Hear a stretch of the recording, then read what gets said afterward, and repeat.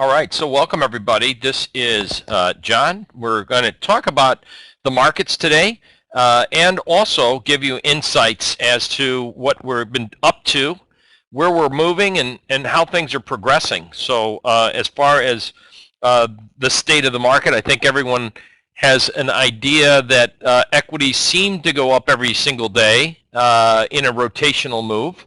But before we begin, please take a second here out to read this important risk disclosure statement. So what you missed basically to cover it in a nutshell is trading is risky. In case you missed the trading risks, Wall Street and New York University is addressing the need for data scientists for more quants to be put out trading programs. If you're a Thinkorswim client, you're using an algo program of mine, which is called the PPS indicator, which you can run scans, look for buy and sell signals. But what we need to do in order to beat the pros at their own game, it's not just how we get into a trade, it's how we get out of a trade. And that seems to be an issue. Or are you there at the right time when the trade's initiated?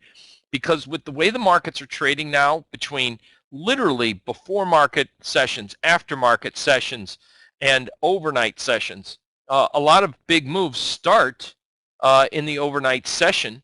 And in the case of a lot of back tests that we've done, in the case of gold actually has a lot of different trade setups, whether they're entries or exits between 7 and 8 p.m. In that one single hour, gold tends to make initial trade signals. Just if you're a gold trader, you may notice that, and it has something to do with the after Globex session and pre or Asian market hours. So the key is there are now different ways of trading a market. We have a volatility environment that has dramatically changed, everybody, and I'm going to prove that today and show you what we have to be on guard for. And then more importantly, if you were going to look at algorithms and trade signals, obviously this is the wave of what's been going on, because data mining has been a little bit more active in developing systems. There's more and more people with computer science degrees out there working with institutions.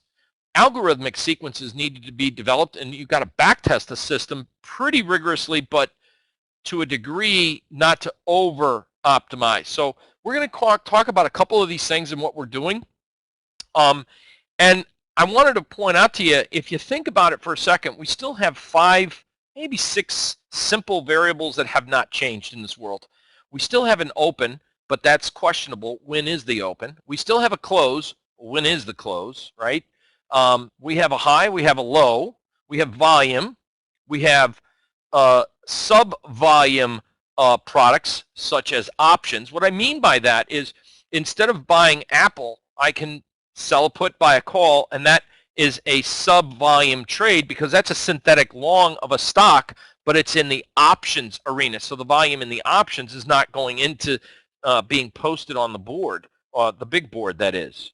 And again, if we have indicators, MACD, relative strength, stochastic, CCI, etc., and if the market is the same, we still have the same old product, E-mini S&Ps. And if interest rates haven't changed much, the key word there is much. I mean, you know, gosh, it was 2004 and we were at about, what was that, 3.5% Fed funds rate. So I guess in about 14 years or so, interest rates, you know, relatively speaking, if you compare to where interest rates were in the early 80s, that's a whole different dynamic situation. But in the last few years, since quantitative easing stepped in, thanks to Ben Bernanke, you know, interest rates haven't really affected our trading mechanical models as a value input, right? I mean, whether it's 0, 1/4, or 0.5%, it's not like a dramatic change on our options or any type of valuation of an interest rate, because pretty much none of us are getting a real interest rate of return at the banks. We're not getting any money, so you can't factor in loss of income or loss of opportunity factor by a higher interest rate environment. And that content is what I mean, right? So where does things change? I wanted to share this with you because this is actually kind of I gave this at Dallas, and I thought it would be important because I said for the folks down in Dallas I would be doing a follow-up webinar, and this is that follow-up webinar. You know, Wells Wilder came up with this concept of true range, and true range is just the defying difference of the difference between the greatest of the two, the high-low, or the difference between the low and the prior day's close. Whatever the greatest of the difference is, that's true range. Average true range is just taking the that value by whatever you want to average out. In this case, you could clearly see that this is a 20-day, it's a 20-period average true range function. At the time that this chart was taken, which is in October of 2015, the ATR, this is what you're looking at, was 31.5 points. All right, great. So we know that on a daily basis, the average true range at that point in time was 31 points over the past 20 days. But if you come over here and look at the bulk of the year, right? If you look at the bulk of the year from, say, the end of February until the end of July, I mean, that's a long time to look at the market. The ATR was about 25. So we had about a 25 handle ATR. Today, in the S&P market, I think we were something like 6.5, 7 points, the ATR. Let's take a look at that together. So I just wanted to point out, look at where the value of the market is at 2,000. Let's go over here.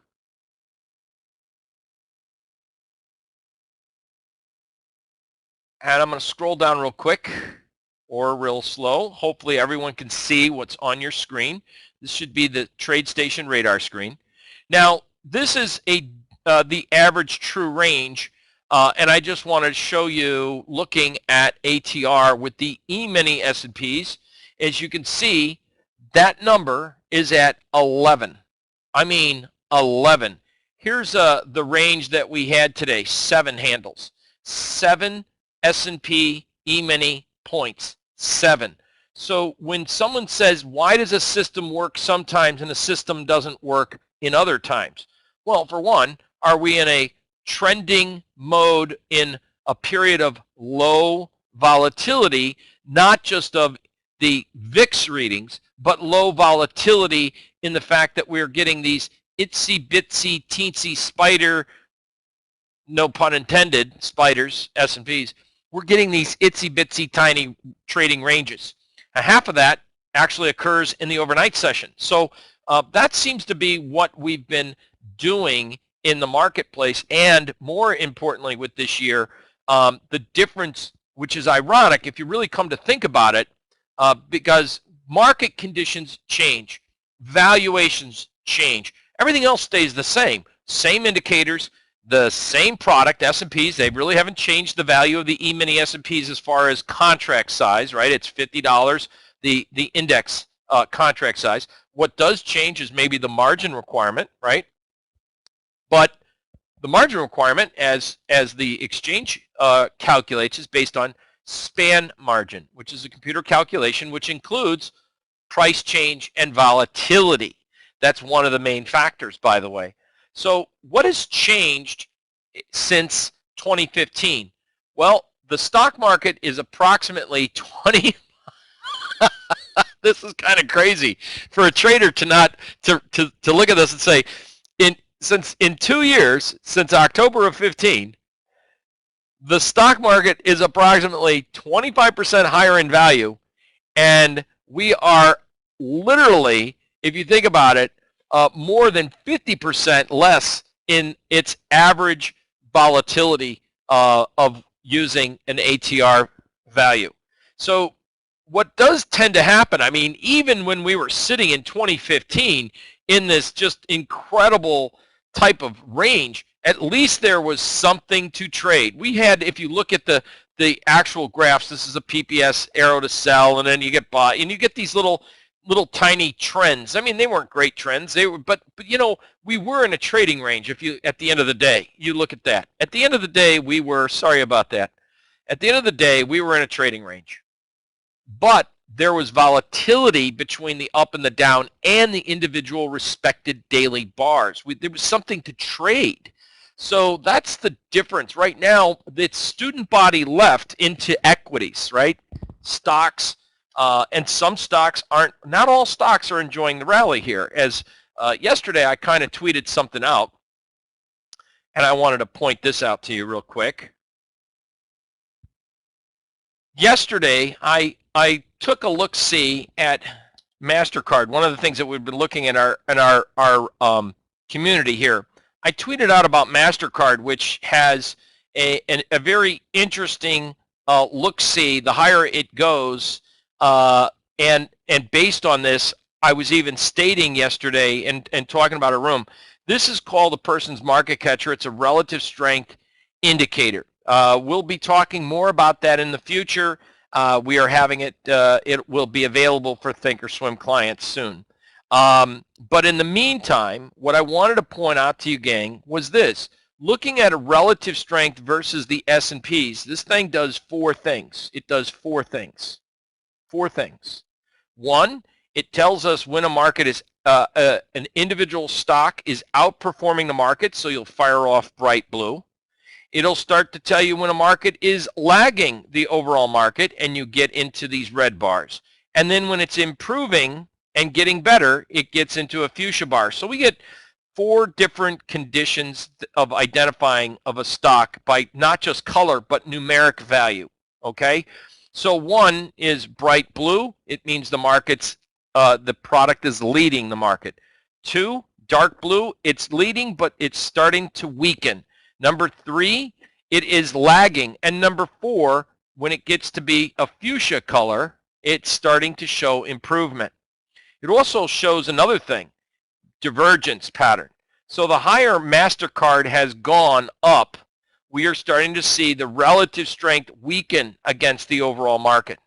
So number one, the price acceleration, as we see MasterCard going up and up and up, is going when against the tide of a relative strength. It's not really outperforming the market. That's a big flag. That's a big, big flag, a red flag, a caution flag.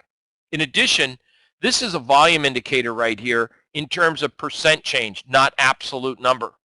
What we see here is the higher and the corresponding peaks in MasterCard, the weaker the volume is on this run-up. So the only thing that's missing, and this is what I kind of will be sharing with you if you're coming out to Las Vegas at the expo there, or to our 3-day seminar down here in Florida in November, is we need three corresponding things to happen before you start looking at selling the market.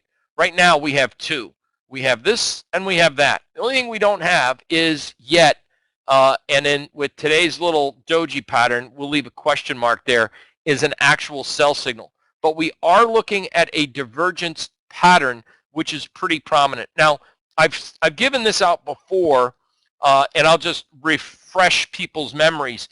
When we get stocks like we did with IBM earlier this year, when Warren Buffett was selling his stake, he sold a 30% stake or more in IBM, and I quote Warren Buffett stating, somewhere up near when it was around 180. And that was about his exact words, and I think that was on a CNBC interview with Becky Quick a month after the market hit 180. In fact, he announced that, I think, when the stock was significantly lower at around 150. But look what was going on, and this is why I wanted to say as far as what algo systems and different criteria are doing. It's not just absolute pricing and indicators such as the PPS sell signal, but as the market was making a new high, look at the timing of the relative strength. It was weakening, and look at the volume indicator. It was absolute in disarray of a bearish divergence pattern. So the condition of the rally was on weak relative strength and weakening volume. And that's in the, I don't want to butcher the Spanish language, el no goodo, if long, muy mal, muy bad, okay? In fact, so here's where I believe, if I'm not mistaken, there was an interview, and maybe it was 160. I could be wrong, but I think it was somewhere here or it was somewhere there that Warren Buffett finally came out and said, oh yeah, by the way, yeah, we sold our IBM up near the tops, and we can probably understand what caused that relative strength weakness to fall off the cliff and that volume, because there was distribution in the market. So a product that makes newer highs on decline of relative strength and decline of volume leaves a major red flag in the market. MasterCard is making that red flag right now. Mickey D's is another one that's a big favorite. It's a big fan favorite right now in the media, and everyone loves the Mickey D's. And you know, I'm a big fan of the apple pie and the Big Mac personally. But what I'm not a fan of is the market's been in this little breakout mode here. The relative strength is still weakening relative to its old highs, and I'm not sure it's not quite a distribution type top. We'll see what happens over the next couple days or the next week here. But if you notice where we are in terms of relative strength and volume as to where we were back in June, you can clearly see we are higher and the relative strength is weaker, and so is the volume. So this is another one that has some very significant warning signs as well as we're closer to this peak at this last breakout move of the week. So as far as an option trader, a lot of folks would be looking at this going, you know, where do you look to sell? Well, you know, it's the condition of the rally, number one, and the condition of the rally is not looking good. And then for those that are like ultimately bullish the market, where do you look to buy? Well, buying something up here, and I want to point out to you that divergence patterns, when you get a divergence patterns, they don't happen at all the highs, but they do happen at important tops. And so we are looking at a divergence pattern both in relative strength and in volume, and that is, for at least for me, gang, another kind of warning sign. The fact that this stock market has not, as most people think the S&Ps have gone straight up, we all know as professional traders, and you guys, a lot of you know this market's done nothing but do a kind of a rotational grind this year, right? I mean, one week they like biotech, the next week they like consumer discretionary. They hate energy, and then the next week they love energy. They like retail, and then this week, bang, right back into your face, retail's dead. And we'll take a look at XRT real quick. So this is the Select Spider Retail ETF XRT. Somewhere between today, one of the things that you know that we do a little bit of homework around here, and I just wanted to point this out to you, gang. This, if I may, share a weekly thoughts and observations. This is from this week, just so that you can see something here. The last time this was touched or modified was on October 7th. So I don't want you to think I doctored this up just for making it look better, but it was something that we put out for this week.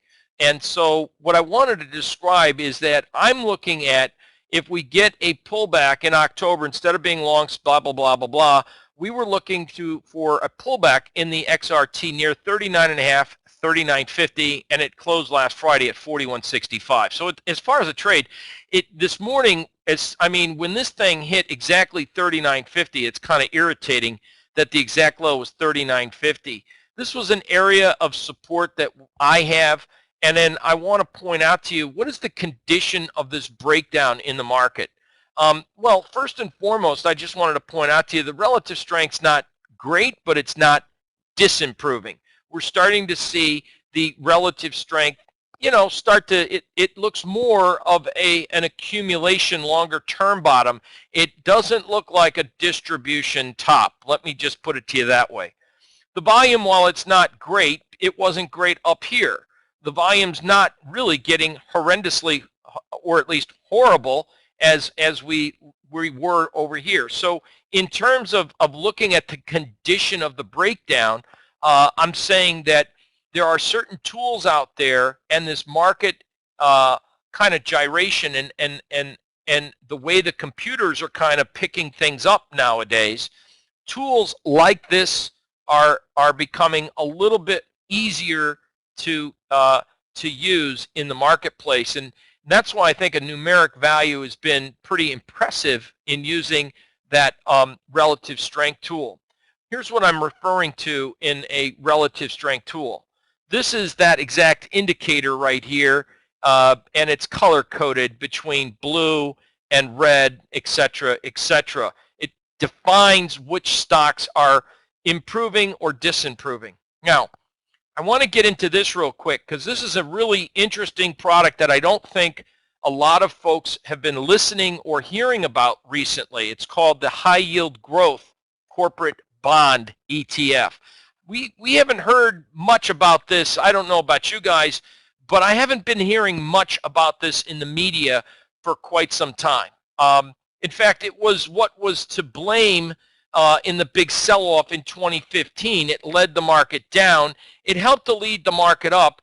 And what's funny is it hasn't done a gosh darn thing in performance all year, which is why the relative strength is below zero and is negative relative to the market.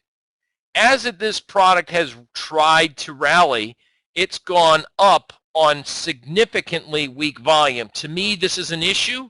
It's something to pay attention to, not really this very, very, very second, but I want everyone to kind of keep watching the HYG high yield growth, because if we start to see this thing eke out a little worse in the next couple weeks, it could be a harbinger for an eventual market correction. So it's one of the things that I, in the scope of looking for signs or clues of something turning, high yield growth is one we want to kind of at least focus your attention to. Besides the typical regular cast of characters like monthly sell signals, which Comcast did give, by the way.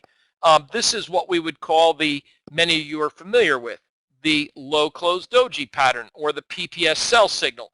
And so far this is Comcast. Now, I want to just address one issue before we get back to our hard presentation, the canned presentation, and show you some stuff here. If you look at the way markets have been acting, they move up and everyone gets excited about them, and all of a sudden the relative strength, when they start to make newer highs, start the weekend and you start to get volume. I'm not saying that at that point in time Comcast kind of resembles MasterCard's chart. I'm not saying that exactly. I guess I am, sort of. I take that back. But that was Comcast when everyone thought that this stock was looking great. Now, I'm going down memory lane. It was back in June. It's not like 1934. So now all of a sudden you go, well, what happened to Comcast if everyone loved it there? They're got to be just doing backflip for it over here, right? So it's been kind of an interesting situation that we get a market that gets dynamics of weakening relative strength, weakening volume, and we don't see the follow through. So that is kind of one of the things that I just wanted to point out. Not all stocks in this market are doing great. So the rest of the way the market is trading right now, and I think a lot of you are familiar with what I'm about to say, how dysfunctional do you feel that the S&P market is with a 7-handle range in the middle of the day? You know, I mean, we are used to 7 handles. That's 28 ticks. 28 ticks, by the way, 28 ticks in like 15 minutes. Not 28 ticks from 6 p.m. last night to today. That is what this market represents.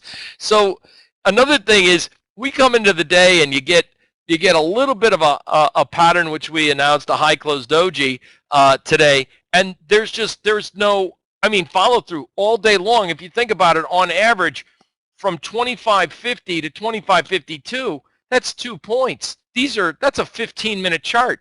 That's really a tough day of business.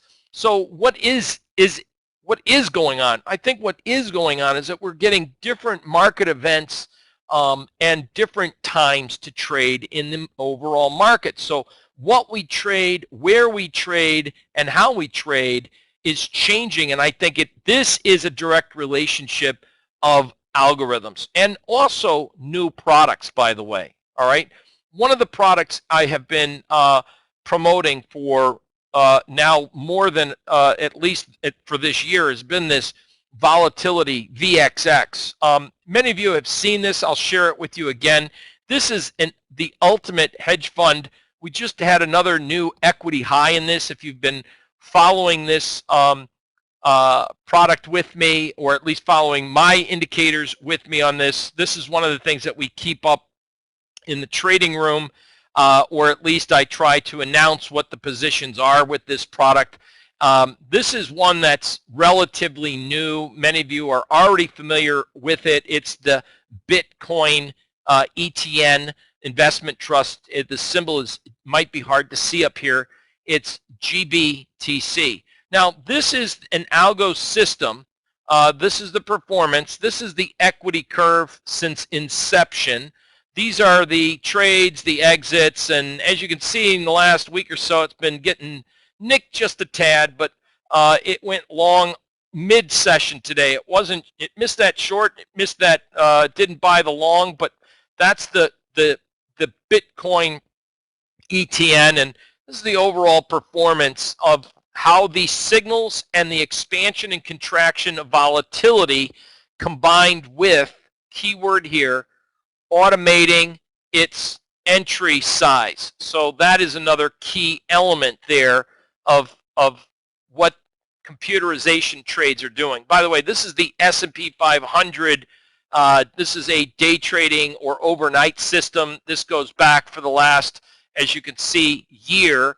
This thing, performance summary, has only generated, in most people would look for a 15-minute chart, maybe 6 months or less, or maybe 4 months of backtest performance, or something of in excess of 300. This thing's done approximately 600 trades, right? So it's caught upside, downside, left, right, upside down. It's pretty decent performance. Its drawdown factors pretty reasonable itself. It overall just shows that the return ratio is pretty staggering, pretty awesome, 531. The RINA index is 1100. It's pretty robust is the moral of the story here. And so that's where we kind of look at a trading system and say, hey, is there like better times to trade or worse times to trade? And what's the average holding period? What's the ratio of winners and losers? Crude oil, same thing. This is the crude oil equity curve, and looking at some of these trades, gang, I mean, this thing is also pretty stellar when you look at how many trades this thing's done in the last year. Or this is actually since December, a year and a half. It's pretty amazing, because there was a period of inactivity with the system here due to market conditions. For trading, I think when you're looking in this environment right now, and when I say we're going to have to be more creative in two things: what products are we trading, and what are the times we're trading.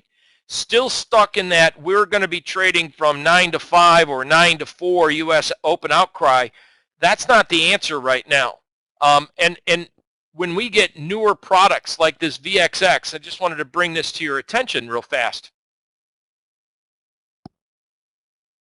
I'm going to go up to my radar screen here, and let's take a look at the volatility products. And if you feast your eyes on the VXX, feast your eyes on this. Average volume over the last couple weeks has been almost 30 million contracts. Today alone was 25 million.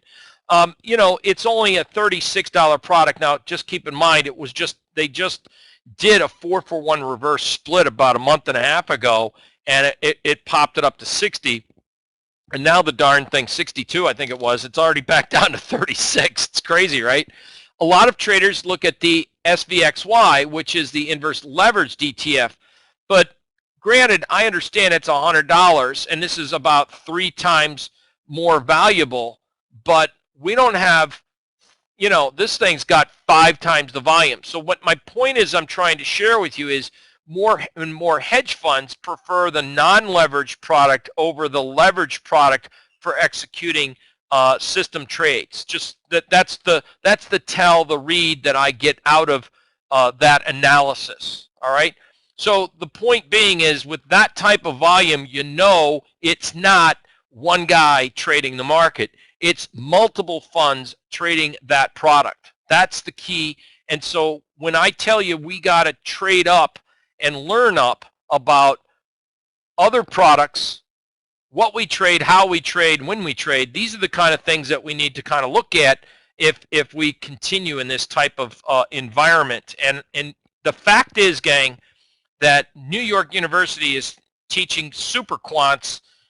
I don't think things are going to get any easier like they used to, like get your pad of paper and your pen and look for double tops and 1, 2, 3 tops and bottoms.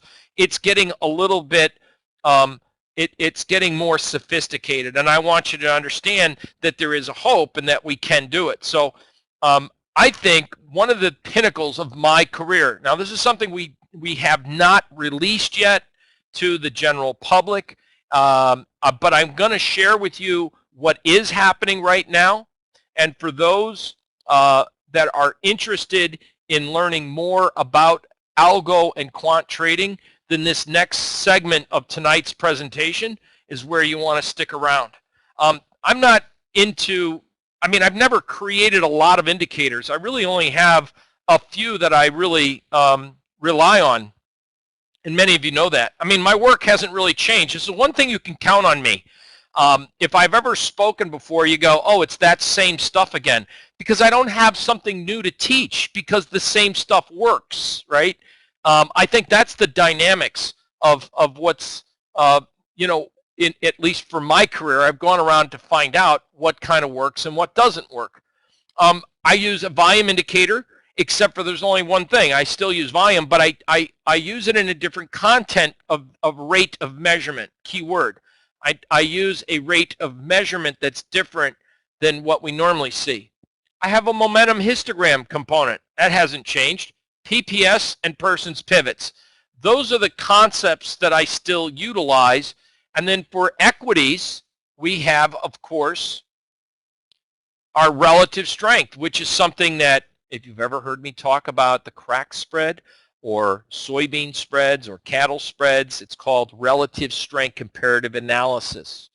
A lot of times, some of you have heard me talk about as far as breadth is concerned in the market, looking at the breadth. Now, on that subject, while we're here, I'll point out something.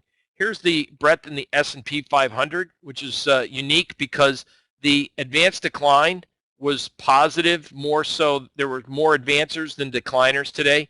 So in the advanced decline, we did make a newer high today. So I would suspect that may lead to one more thrust to the upside as we get closer into this maybe 255.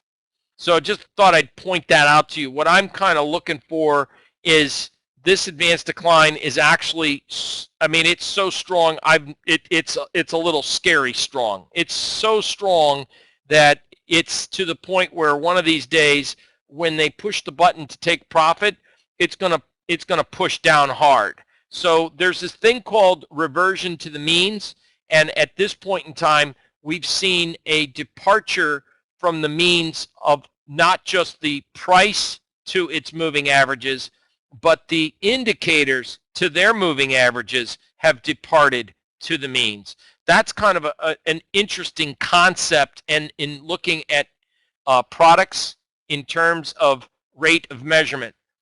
What does that do for me to understand whether I should be in the market or not? It helps give me a testifiable bit of evidence whether a market's overbought, whether I can now safely look as a trader, because I don't like to pick tops. I like to look at market exhaustion phases. And so if I see that the market's coming into an exhaustion phase, then I can kind of prepare for an eventual reversal. And those are exciting. So I'm looking for key bits of evidence for market reversals. Here's another little bit of tidbit. If you had a trading system that you could turn on and off, think of this for a second. If you had a trading system that you were more bullish or bearish on, and you could turn on or off, you could probably get better performance out of the market. Now this, I teed this up because I did want to share this with you guys.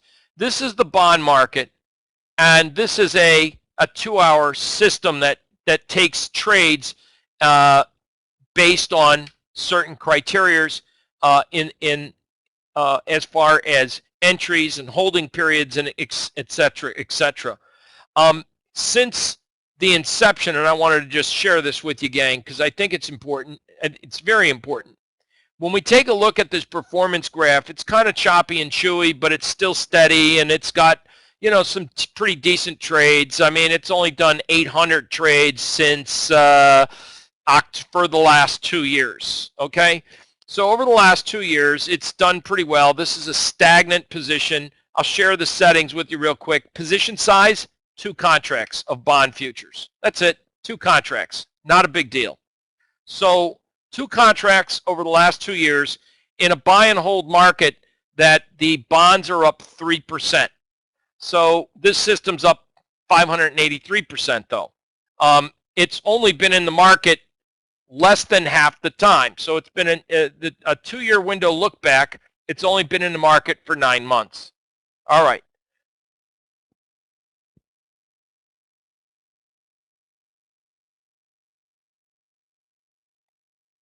Bear with me 20 seconds. When you look at a market in the bonds, for example, that hasn't gone very far, we need to press our performance. We do it by actively trading shorter term time frames, or we got to increase our lot size. I think increasing your lot size can be, there's 2 sides of that argument, and that'll be something we do with a different time frame. What I wanted to introduce you guys to was what we've been developing, and this is probably the pinnacle of my career and what we call the ultimate algo optimizing program. It literally has been more than 8 years in the making, but we can't put our finger if it was 8 years, 3 months, or 9 years. So we just went and toned it down a bit and said 8 years. We have stops and risk management defined. We have the ability to choose our position size based on capital, leverage, or per trade risk. Now think of this for a second. If I have $100,000, or if I want to risk $1,000 per trade, or if I just want to risk 2 contracts, can you imagine choosing the selective way that you put positions on? Optimizing it for time in a trade. How many bars should I be in this trade? And then you got control over your optimization when volatility changes. So what is the one constant that does change in this market? It's volatility, it's price ranges. So if a price range change occurs, so if we start getting into 20 handle S&P ranges, and you got a trading system that's designed to only take 2 points out of the market, you're going to be underperforming the market. So we have a feature to optimize as we see changes in volatility. So this is pretty advanced. This is like hiring your own PhD and saying, create something like this. And here we have it. The products that we trade are stocks, ETF, ETNs. They're synonymous. There's a slight difference between an exchange-traded fund and an exchange-traded note, but they're very similar. They're equity-based usually. And futures markets. So this is interesting chart here because I wanted to share this with you guys. This is the volatility product that on October 4th, right, was, as you can see, at 621,000. It's already up. It just made a new equity high at 673. So since October 4th, the system is, you know, just as I pointed out, made a new equity high, by the way. So that was kind of cool. But this was what we presented in Dallas and said, hey, we'll be working on this, and we're going to be coming out in the next couple weeks with instructions on what it does and why we are helping people use something like this. We're going to not back that up right this second. So when we get a trade station, one of the things that we do when we develop a system is we want to look at what the robustness of the trade is. What's our holding period? What's our profit factor? How many trades does it generate? Are there more sells than there are buys? What's our percent of wins versus loss? This is called reading your performance summary. And that's going to kind of help everyone identify, you know, running into a more sophisticated algo, running with the wolves, so to speak. The wolves, not the wolves of Wall Street, but running with the wolves. And, you know, what's really neat is once you have a product that you can trust and signals that you can trust, it's a matter of being able to turn it on and monitor that your internet connection is together and that your connectivity to your brokerage firm's working. That's what you want to monitor, because at that point you just want a system to say, hey, your algorithm fired off a long entry, and instead of you reaching for your mouse to try to buy and then watch the market take off or possibly pull back and you go, oh, I don't want to get into that now, right? Or you're not there that very second the system generated the buy. That's what this is there to help people with. Now, this is a small stock. Many of you are familiar with this company. It's called Tesla. And when we look at certain products, you'll notice that, look at the position sizing here, 27, 28, 47, 39, 34, 33, 31, 32, 27, 31.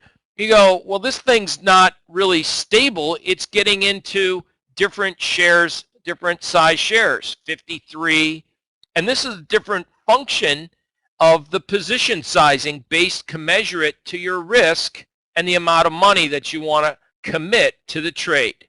That's pretty snazzy. So in other words, it puts you in the right amount of positions commensurate to what you are trading, not what hedge fund A is trading.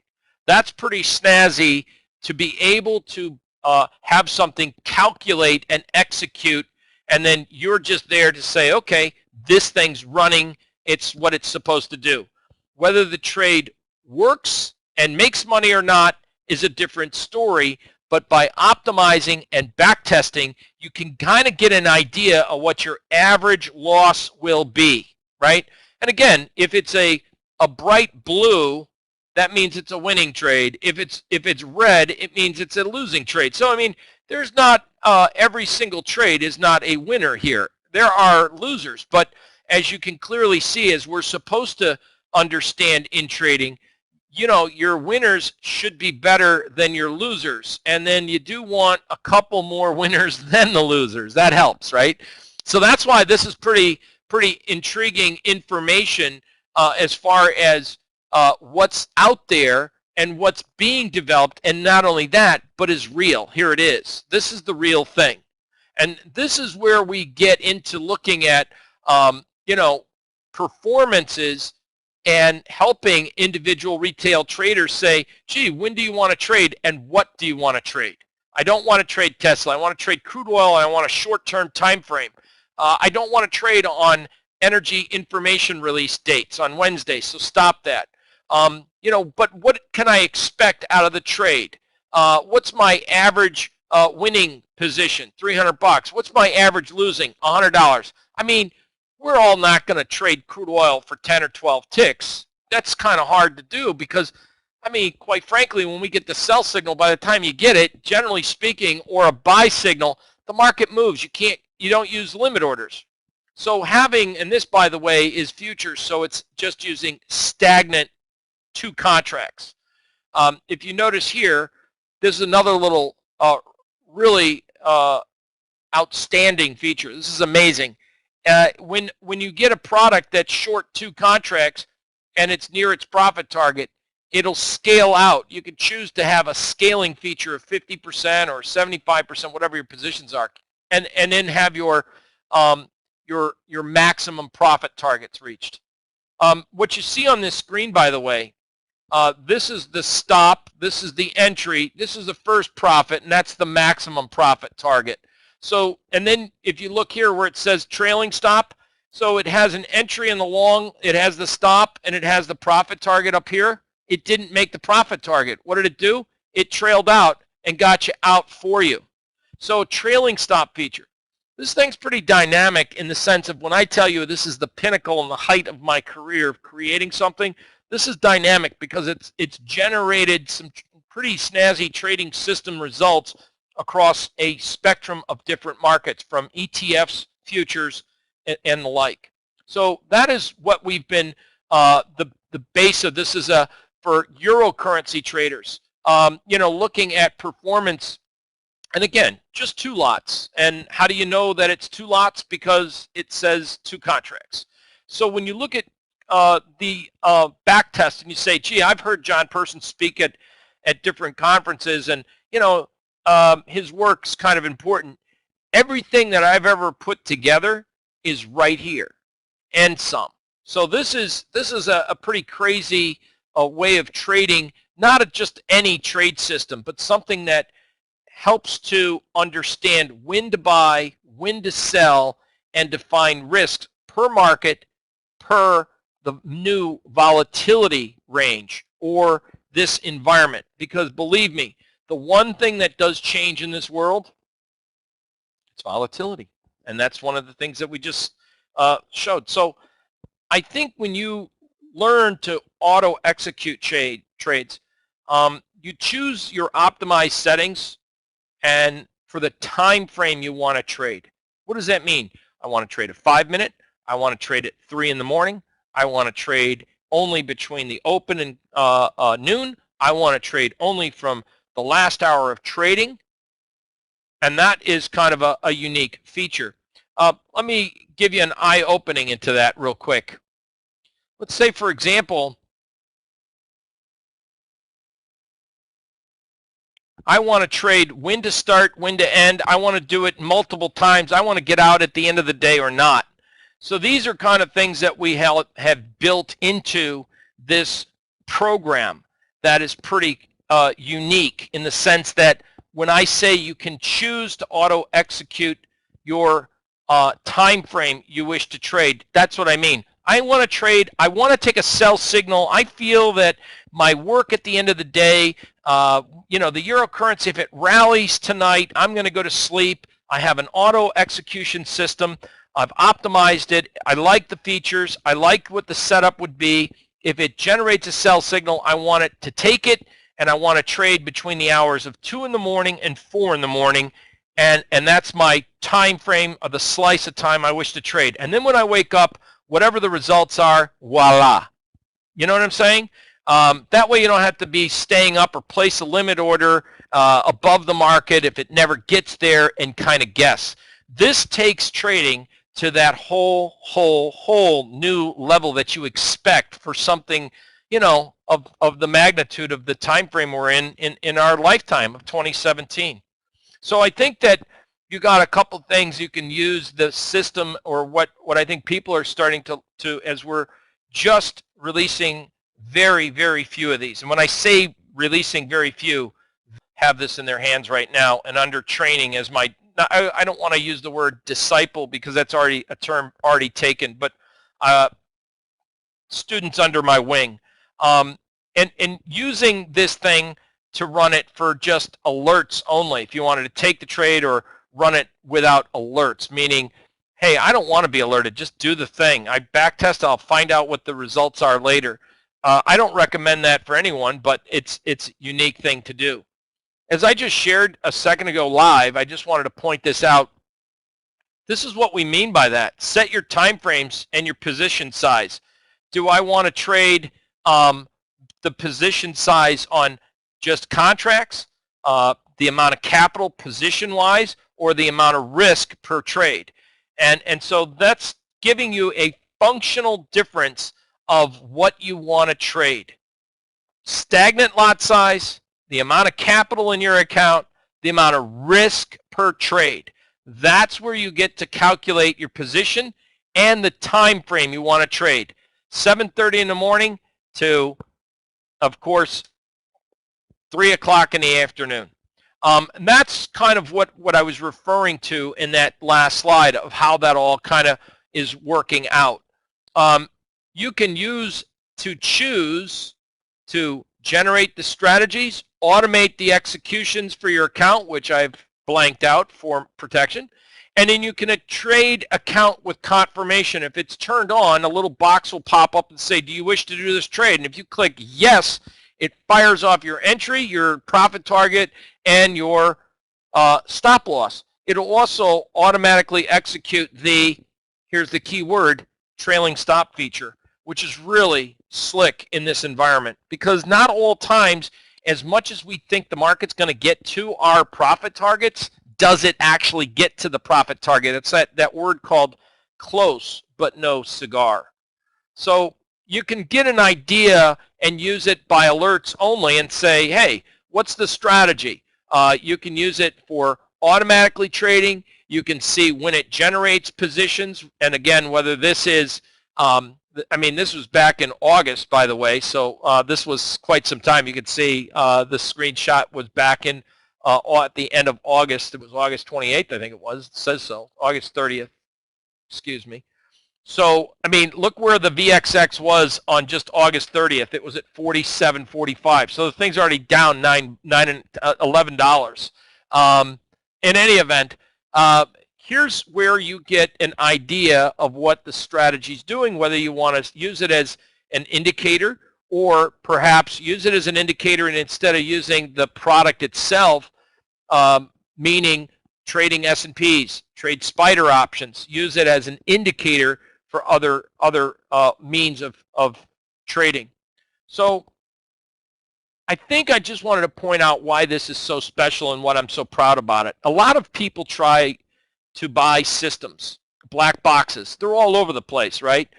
I mean, they range from $90 to $350, and they control your position size, meaning it's $100 per contract or something like that, or it's $350. And you really don't have control over the system. You just have the signals that you're leasing. You're just getting lease signals. And black boxes do not allow the individual to optimize or trade or change for their own trading times and style. So your style could be, I only want to trade ETFs, I only want to trade stocks, I only want to trade futures, I only want to trade at 3 in the morning. That's what I meant by your own style. This product, the Algo Optimizer, allows individual clients to custom tailor the time sessions they want to trade, whether they want to auto trade or manually trade off the signals that they have in front of them. The quantity you want to trade, how many shares, how many stocks, how many futures you want to trade. The markets you want to trade. I want to trade 4 different futures and I want to take signals that I program in on stocks. Here's another beauty. You can take long trades only, short trades only, or take both. So here's something that's what we try to instill in people. And this is where we come back to this. Let's look at the advanced decline here. Let's say we get into a period where we start to find ourselves finally, eventually, whatever day, hour, or year, we get into a market that's going to be functional other than straight up, okay? Or sideways, because this market's done nothing but like kind of, you know, sideways, a little bit choppy, and then straight up, and then nothing. It's like the all or none market. But let's say we get a higher degree time frame indication of a breakdown in breadth, a breakdown in volume. We are already seeing that in the volume indicator here with a PPS sell signal, but the market won't go down. All right, so sideways in a bull market is down actually. But let's say we start to define a higher degree time frame downtrend, and you only want to take sell signals rather than pick the bottom. Wouldn't it be nice to only say just take sell signals in that environment? That's a flexible option of taking either high close, low close, buy, or sell signals. That's kind of one of the features that, and what I want to define is if you have an idea that the market is still bullish and you only want to take buy signals, then you only use the signals that are long and turn off the functions of short only. That way you have to be able to trade with the dominant trend and may help filter out bad trades. That takes a little bit of, I wouldn't say education, but it takes a little bit of knowledge of understanding you know, the difference between a bull market and when things have turned. So when